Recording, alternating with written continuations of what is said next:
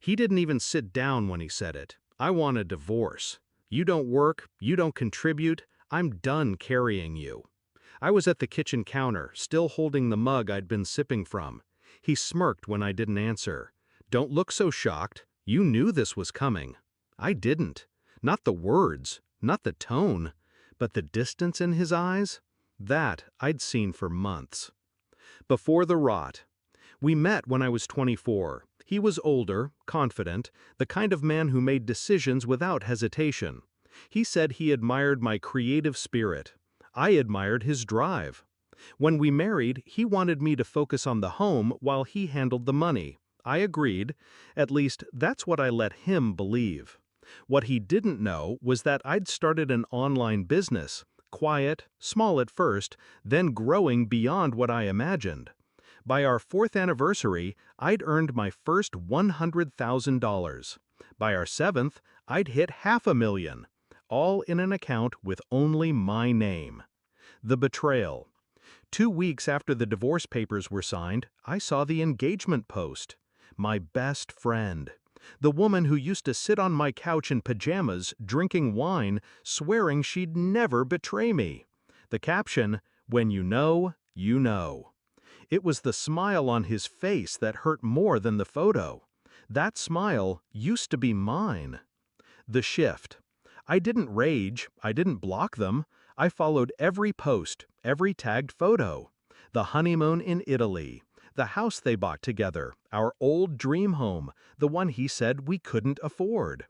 I started to notice the other details too. Her designer clothes, the sudden renovations, the expensive dinners. He was spending like a man who'd just come into money. Except he hadn't. The plan. 6 months after the divorce, I called my lawyer. How fast can we revisit the financial disclosures from the settlement?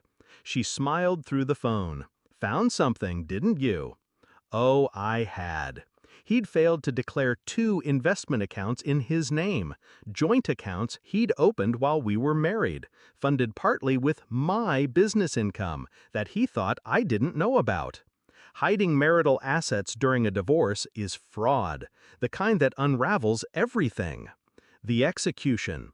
Step 1. File a motion to reopen the divorce settlement. Step 2. Subpoena the hidden accounts. Step 3. Let the forensic accountant trace every transfer, every withdrawal, every cent he'd siphoned during the marriage. The numbers told the story better than I could. $183,000 moved into his personal accounts.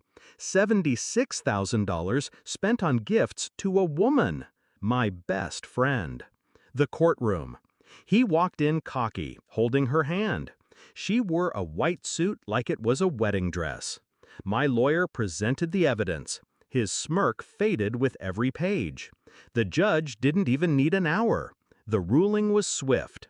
Half of all undeclared assets returned to me, full repayment of the marital funds he'd misappropriated, and, because of the fraud, he was ordered to cover all my legal fees.